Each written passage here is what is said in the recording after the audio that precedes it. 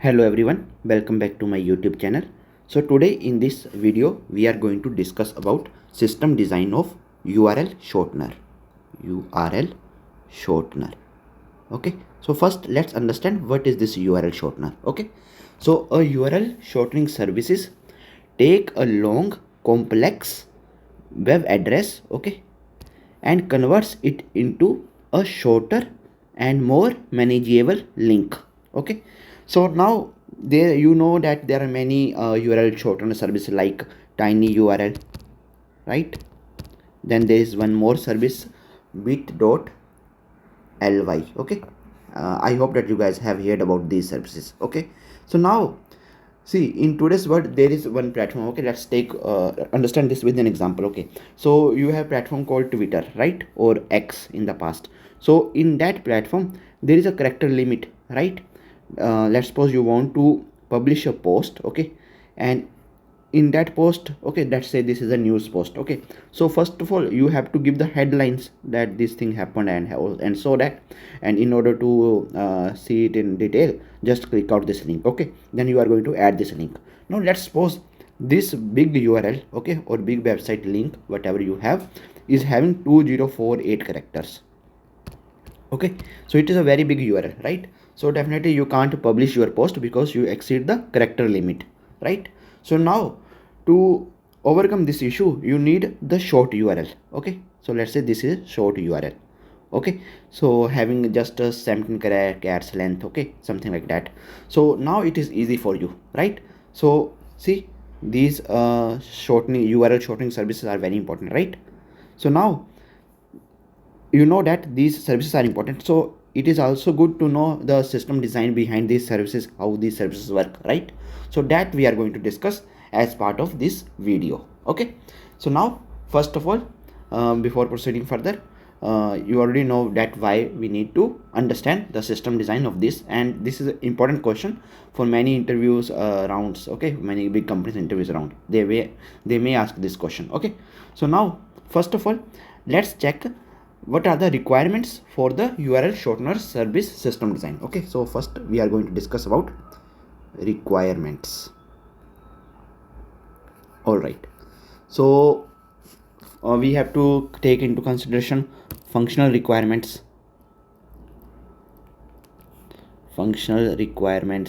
Okay, then we have to take into consideration non-functional requirements. Okay, non-functional requirements. All right, so now what are going to be my functional requirements? Okay, so your functional requirements can be we will take one long URL. Okay, this is functional requirement. We will have one long URL and our service should generate a shorter URL. Okay, and it should be unique, right? These like if I have one short URL, okay, and as soon as I click on this short URL, it should redirect only to that particular long URL. Okay, so this should be unique, right? And right, so this is one thing. And yeah, when the user hits the short link, the service should redirect to the original link. And also we can say that this link will expire after a standard default time span. Okay, so this may be a functional requirement that this short URL should work only for 30 days or 1 year. Okay, so these are my functional requirements. Okay, now what about non-functional requirements? Okay, so the system, okay, should be highly available. Okay, so this is really important to consider because if the services go down, okay, all the URL redirection will start failing. Okay, so you have short URLs pointing to big URL, short URL pointing to big URL, short URL pointing to big URL. Okay, now if this service itself fails, okay, so now the URL redirection will start failing, right, for all the services, okay, for all the short URLs, right? So this is the non-functional requirement. Okay, that system should be highly available every time, right? Then next step, next non-functional requirement, URL redirection should happen real time with minimum latency. Okay, so as soon as I click on short URL, it should directly take the original URL in consideration. Okay, so as soon as URL, let's suppose as soon as a user, okay, click on this link, let's say tiny URL .com, okay, something like that, slash here dc developer coder 07 abc, something like that. So as soon as user click on this, it will automatically redirect to the bigger URL. Okay, it's not like it will take some time then redirect to bigger URL. Okay, so that we don't want. Okay, so URL redirection should happen in real time with minimum latency. Okay, with minimum latency. Okay, so you know this latency, what is minimum latency? Okay, so in the real time we need updates. So if I give you some example of this minimum latency application, so you can take the example of ClickWatch. Okay, so they update the live scores, right? That's why we are able to see the live scores every time. So ClickWatch is an application which is example of minimum latency. Okay, they are updating all the news and articles, live reports, right? And everything is updated in the real time. Okay, and one more thing, like let's suppose you are there is one form, Google form. Okay, job application Google form, let's say job application, okay, form, right? So now in this form you have a one field name, then there is one field your email address, phone number, and then there is one field to have the link of your resume, okay. Now here what you are going to do, you are going to upload your resume to, let's say, Google Drive. Okay, Google Drive, and then from here you are going to generate a link. Okay, and that URL is having very big size. Okay, let's say 2048 characters. Okay, 2048 characters. Now this is problem because here there is limit set of 100 characters in this place where you have to share the resume link. Okay, so now then you should generate short URL. Okay, so you will generate one short URL, but here there is one other non-functional requirement, that whatever the short URL you are going to generate, it should not be predictable. Like it should not be like this bit.ly/resume. Okay, this is bad now. Anyone can predict that this is resume. Okay, it should not be predictable. It should give some random numbers. Okay, like here a b z 0 7 k, something like that, different. Okay, it should not be predictable. Okay, the short URLs. Okay, otherwise everyone know that this URL is pointing to this thing only. Okay, so shorten links should not be predictable. Okay, so these are the few requirements for the URL shortener service system design. Okay, now let's understand about capacity estimation for system design of a URL shortener. Okay, so here capacity estimation for system design of URL shortener. Okay, so let's assume that our service, okay, has 30 million new URL shortenings per month. Okay, 30 million new user shortenings per month. Okay, so now let's assume we store every URL shortening request for 5 years. Okay, then for this period the service will generate about how many records? So 30 million per month we are getting. Okay, and now here I am saying that I will store it for 5 years. Okay, so 5 years, that's it is 5 into 12. Okay, this many months. Okay, so this will give me around 1.8 billion records. Okay, so I should maintain all this stuff now somewhere, that I may have one DB, okay, database. In that database I will store now that this is a long URL column, this is short URL column, this is the created timestamp column when this URL is created. Then let's suppose there is one more column, that expiration date, okay, for this particular URL. Okay, so we have to maintain all these records now, right? So if I have 30 million URL shortenings per month, okay, then for 5 years it will be around 1.8 billion records.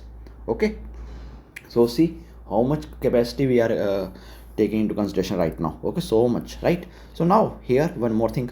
So let's consider we are using 7 characters to generate a short URL. Okay, so let's say this is your short URL, http here / dc.com.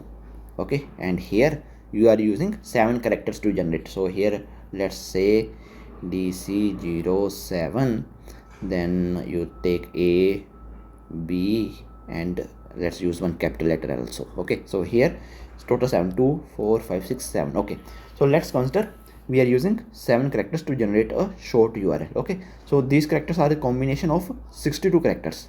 Why?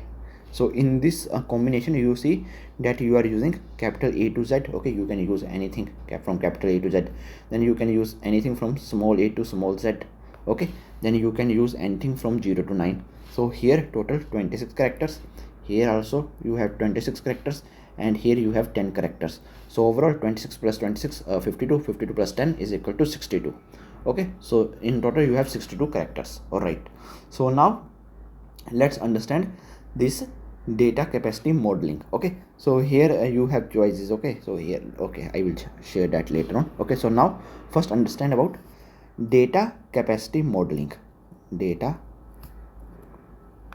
capacity modeling. All right, so now the data capacity model to estimate the storage of system. Okay, so we are going to discuss about this. Okay, so we need to understand how much data we might have to insert into our system. Okay, so first let's think about the different columns or attributes that will be stored in our database, and then calculate the storage for data for 5 years. Okay, so let's make the assumption given okay, like this. You can say consider the average long URL. Okay, you have one long URL. Okay, so here let's say this is my DB. Okay, my table. Okay, in this DB I have one table. Okay, so here this is one column.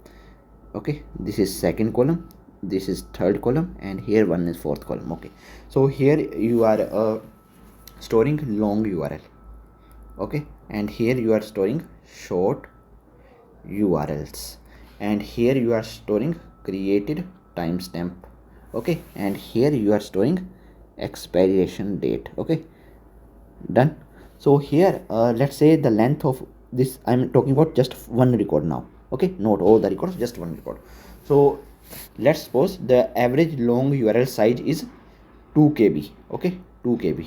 Okay, so let's suppose 2048 characters are there, so you say 2 KB. All right, now short URL, let's say size is 17 bytes for 17 characters. Okay, 17 bytes for 17 characters. Okay, and this created timestamp, you can say 7 bytes. Okay, and in expiration date you can store the expiration length in minutes, so let's say this is also 7 bytes. Okay, so now total if you do this, okay, 2 KB plus 17 bytes plus 7 bytes plus 7 bytes, you will get around 2.031 KB per shortened URL. Okay, per URL shortened entry in the database. Okay, now this is just for one record. Okay, this is just for one record. Now here, if we calculate the total storage for 30 million active users, 30 million active users, okay, then the total size will be around 30 million, 30, and here 1 2 3 4 5 6, okay, into 2.031, so it is going to give you 6078000 KB. Okay, and which is around 60.78 GB per month. All right, in a year, this is per month. Now in a year it will be around 0.7284 KB. Okay, and this is per year. Okay, per year. Now about 5 years, so it will be around 3.642 terabyte of data. Okay, terabyte of data.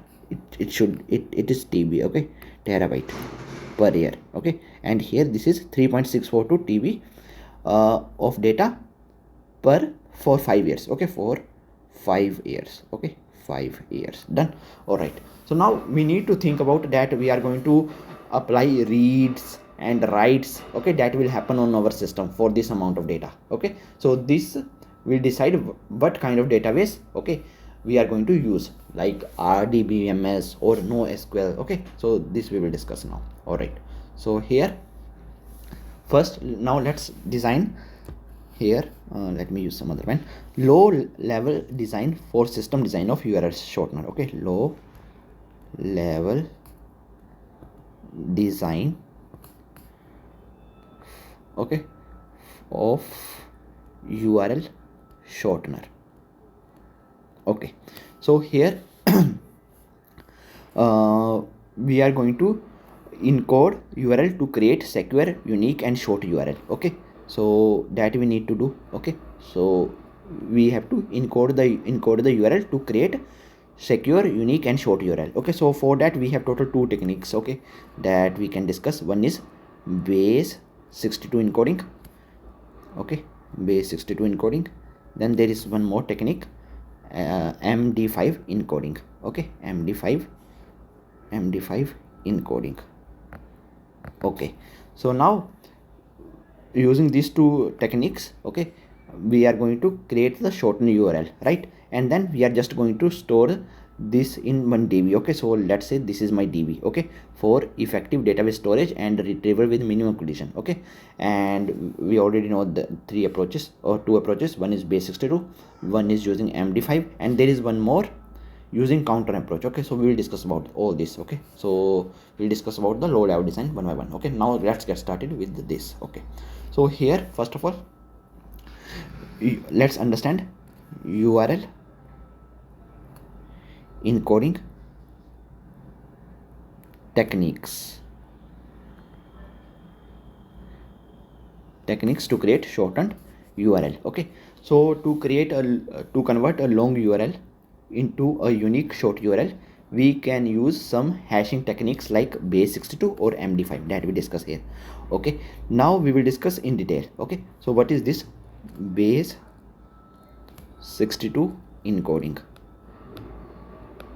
Okay, so here base 62 encoder allows us to use the combination of characters and numbers which contains, you already know, A to Z, small a to Z and 0 to 9. Okay, so if you do the total you will get 62. That is why base 62. Now, so for 7 character short URL, how many different options we have, different possibilities. Okay, so for 7 characters short URL we can serve 62 per 7, that is around 35 billion URLs we can form. Okay, using this combination. Okay, using permutation combination you can find out. Okay, 3500 billion URLs we can form. Okay, which is quite enough in comparison to base 10. Okay, so that's why we are not going to use base 10, because in base 10 encoding we have just option to use 0 to 9. Okay, so in that case base 10 only contains number from 0 to 9, so you will get only 10 million combinations. So here you have 3500 billion URL combinations, but here you have just 10 million combinations. So definitely this is beneficial, right? Okay, how this okay, so see here now, 7 characters. Okay, 1 2 3 4 5 6 7. All right, so here at this position you have 62 options, at this position you have 62 options, at this position you have 62 option, at this position you have 62 option. Okay, same 62 option here, 62 options here, 62 options here. Okay, so overall you have 62 power 7 options, right? That's it. Okay, so that's the reason. All right, so see, now we can generate a random number for the given long URL, and then we have to just convert it to base 62 and use the hash as a short URL ID. Okay, so this is done. Now here see one more thing. Okay, so here if we use base 62, okay, making the assumption that the service is generating 1000 tiny URL per seconds, okay, URLs per second. Okay, then it will take around 100 years, okay, to exhaust these 3500 billion URLs. Okay, so see, we have lot of time, right? Okay, so this is good, right? This is good base 62 encoding, right? So this is done. Now let's understand MD5 encoding. MD5 encoding. All right, so now here MD5 also gives a base 62 output, but the MD5 hash, okay, MD5 hash gives a lengthy output which is more than 7 characters. Okay, so here if you see in the previously, okay, so here from this base 62 encoding, okay, we can generate a random number from given long URL and convert it to base 62 and then use the hash as a short URL ID. But here in MD5 encoding, okay, it is also gives a base 62 output, but the MD5 hash gives a lengthy output, okay, lengthy output, okay, which is more than 7 characters. So MD5 hash generates, okay, MD5 hash, it generates 128 bit long input, okay. So out of 128 bits, we will take 43 bits to generate a tiny URL of 7 characters, okay. So MD5, if we do that, okay, then MD5 can create a lot of collisions, right? So 128 bit it is going to store now, okay, for 128, for second 128. So if we just pick first 7, so they may be same now, they may be same. So MD5 can create a lot of collisions, okay. So for 2 or many different long URL inputs, we may get the same unique ID for a short URL, and that could cause data corruption, okay. Done. All right, so we need to perform some checks to ensure that this unique ID doesn't exist in database already, okay. So now to perform these checks, we should know what we need to do, okay. So now let's discuss about efficient database DB storage, okay, and the retrieval of tiny URL, okay. So now let's discuss the mapping of a long URL into a short URL in our database, okay. So using base 62 first, using base 62 encoding, okay. So assume we generate a tiny URL using base 62 encoding, then we need to perform the steps. Like first step, you can say that the tiny URL should be unique. So in this first step, you are going to check that there should not be existence of this tiny URL in the database already, okay. So if it already present in the DB, then you have to generate some other short URL, right? So first we will check DB and make sure that this doesn't exist there, does not exist there, okay. Done. All right, now if the short URL is not present in DB, then we have to put the long URL and the tiny URL in the DB, okay. So this is done, okay. So now here this is good for one server, okay, if we have just one server. Now if we have more than one server, okay, we have this server, we have this server, we have this server, okay, we have more than one server. Now then what will happen, then this technique works well with one server, okay. But if there will be multiple servers, then this technique will create one race condition. Why? Race condition, okay. So when multiple servers work together, there will be a possibility, okay, there will be a possibility that they all can generate the same unique ID or the same tiny URL for different long URLs, okay. So here let's say here one long URL, this okay, A, this long URL is B, this long URL is C, okay. So now even after checking the database, okay, they will be allowed to insert the same tiny URL simultaneously. Why? So let's say this generate one tiny URL, let's name it as Z, okay, and it also generates Z only, okay, and these are the different long URLs, but all are generating Z, okay. So now in the DB simultaneously, okay, everything is happening simultaneously. So in the DB they are going to check Z is there or not. So they are going to get no, Z is not there in 0 second. This is also going to get that Z is not there in 0 second. This is also going to get that Z is not there in 0 second. So now all are inserting these 3 records here, okay, one by one, okay, because all get to know that this Z is already not there, okay. So they are very rare chances, but this may happen, right? So when multiple servers will work together, there will be possibility that they all can generate the same unique ID or same tiny URL for different long URLs. Even after checking the database, they will be allowed to insert the same tiny URL simultaneously in the database, and this may end up corrupting the data, Okay, so this is the first point that we discuss, okay, under this efficient database storage and retrieval of tiny URL. Now next let's discuss about first we discuss about basics to do. Now let's discuss about using MD5 approach.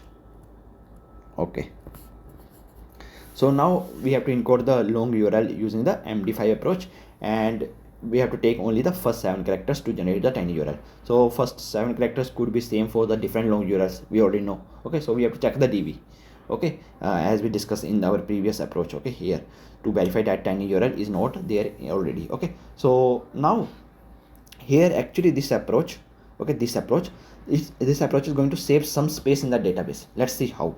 Okay, this approach. So if two users want to generate a tiny URL for the same long URL, okay, same long URL, okay, we want to generate a tiny URL same, okay, so here let me use A only, okay, for the same long URL, then the first technique will generate 2 random numbers. So here let's say 1 2 and here 2 3, okay, and it requires 2 rows in database. Okay, it requires 2 rows in database. So there is one link here I'm generating, and for this link this is short, and for same link this is another short URL. Okay, so both are pointed to same long key. Okay, so we are generating the random numbers as part of first approach.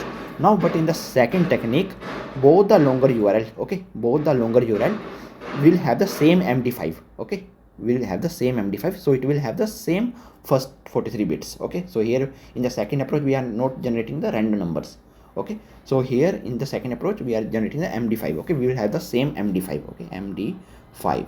Okay, so this means that we will get some deduping and we will end up saving some space, since we only need to store 1 row instead of 2 rows in the database. Okay, so from here we are getting 2 rows. Okay, so now this issue we can solve actually with the third approach, that is nothing but using counter approach. Okay, using counter approach. Okay, so in this approach, using a counter is a good decision for a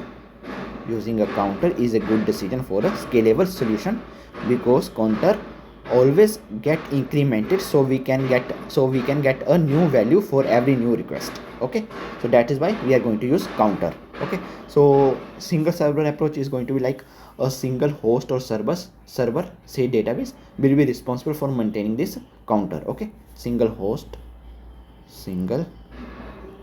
or server or DB server you can say will be responsible for maintaining the counter, and when the worker host receives a request, it talks to the counter host, which returns a unique number and increment the counter. Okay, so when the next request comes, the counter host again returns the unique number, and this goes on. Okay, so every worker host gets a unique number which is used to generate this tiny URL. Okay, so this is done.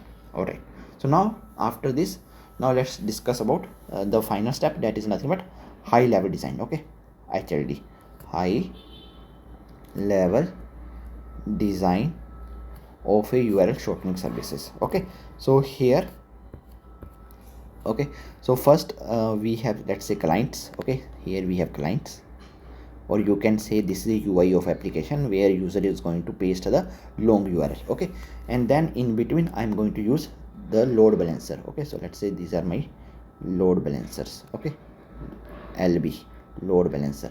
All right, now here we have application server. Okay, so let's say these are the application servers. Okay, application server, and then again we have one load balancer here.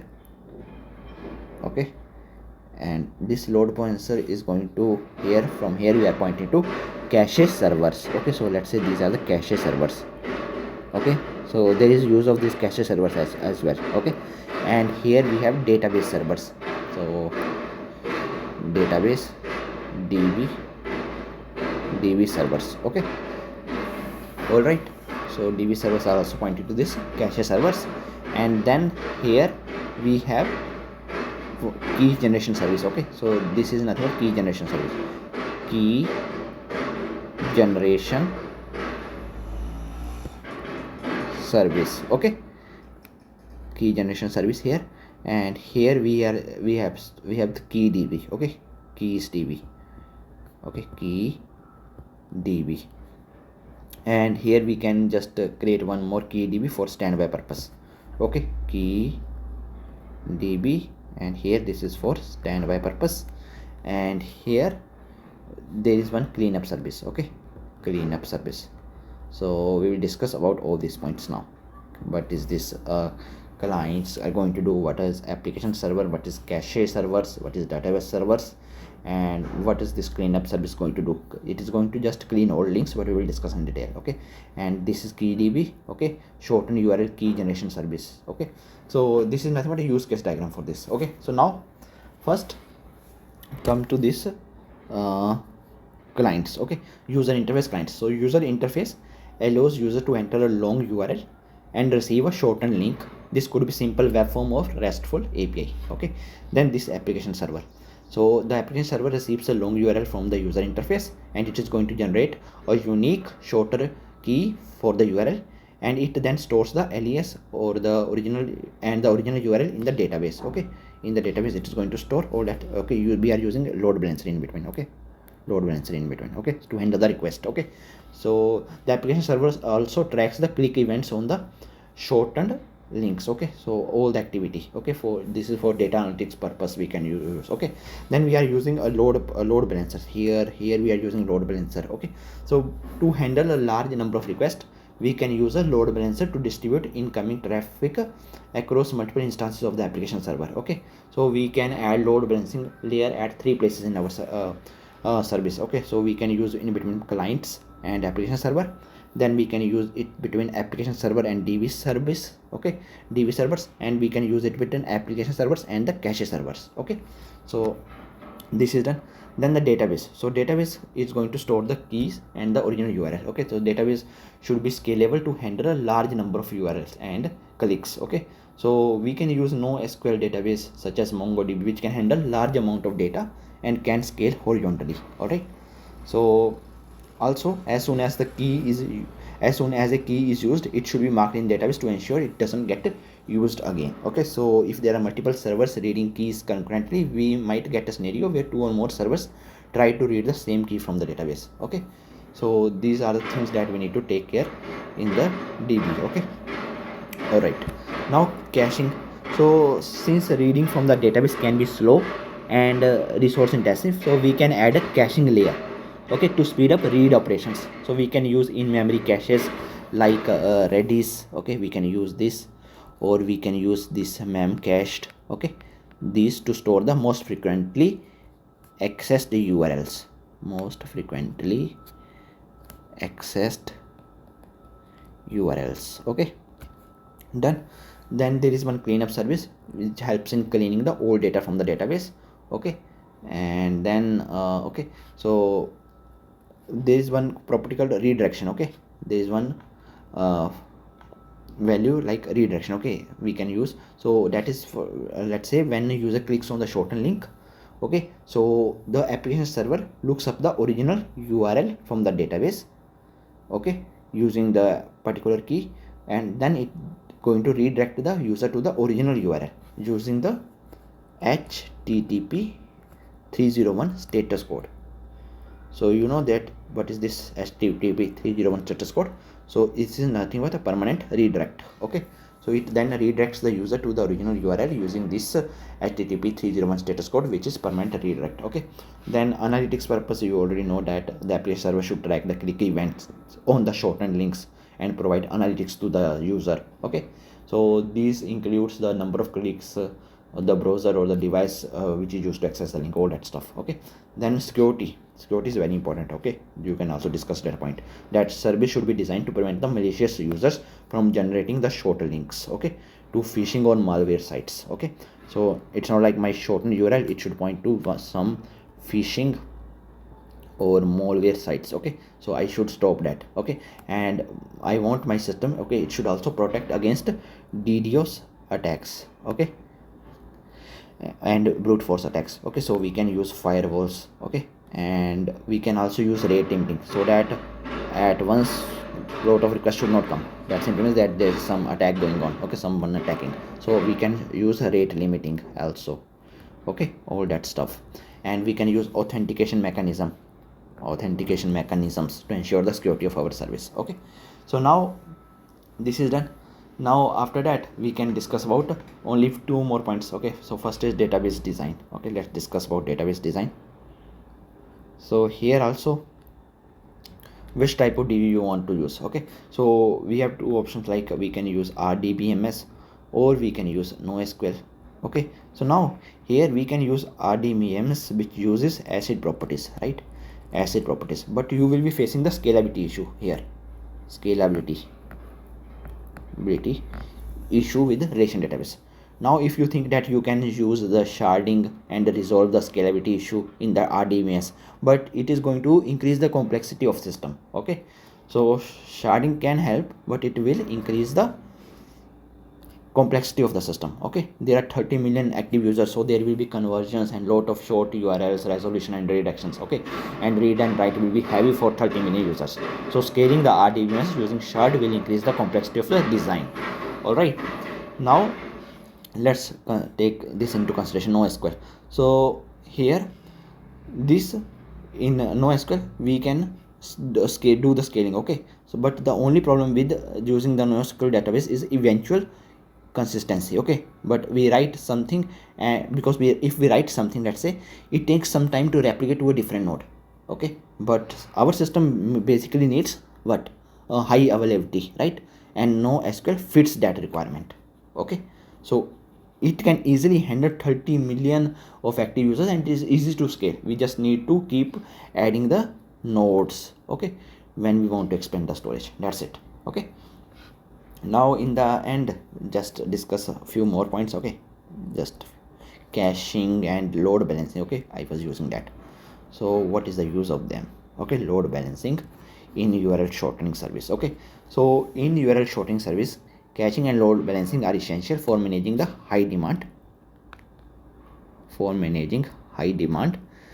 and optimizing the response timings. Okay, so the service should greatly benefit from read through cache or write through cache mechanism. Okay, read through cache mechanism. Okay, read through cache mechanism or write through cache mechanism. Okay, these are 2 cache mechanisms we have. So a read through cache automatically loads the data into the cache when a miss occurs, and while a write through cache updates the cache whenever the database is updated. Okay, done. So in our scenario, okay, this for URL shortening, so a read through cache would be especially useful since shortened URLs are likely accessed multiple times. Okay, so if we are accessing shortened URL multiple times, so we can save that somewhere in our cache memory. We can use Redis, okay, or this memcached. Okay, would be good choices for the caching layer due to their speed and support for the frequently accessed data. Okay, and load balancing, for load balancing, okay, load balancing we have algorithms like round robin, okay, round robin, and this least connections. Okay, so for load balancing, algorithms like round robin, least connections are effective choices. Round robin, okay, it evenly distributes the incoming traffic across servers, making it easy to implement and scalable. Okay, however, for services with variable request times, okay, so then least connections can be better as it allocates request based on the server's current load. Okay, so I hope that you guys are clear with the system design of URL shortener. Okay, if you guys still have any doubts, then please feel free to ask in comment section. Thank you. Bye bye.